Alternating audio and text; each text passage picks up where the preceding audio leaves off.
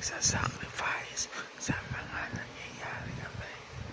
Naman ako nagsasacrifice sa problema ito. Bakit ganito? Bakit ganoon? Kami lang ba nababaha dito? Ako at ang mother ko lang talaga nababaha dito. Hindi mo na maintindihan. Wala talagang maintindihan. Pulang bibibingi. Overall, overhead. Talaga, sobra na. Bakit kaya dito sa ating bansa wala namang ginagawa, wala nangyayari, hindi ko maintindihan sa sobra talaga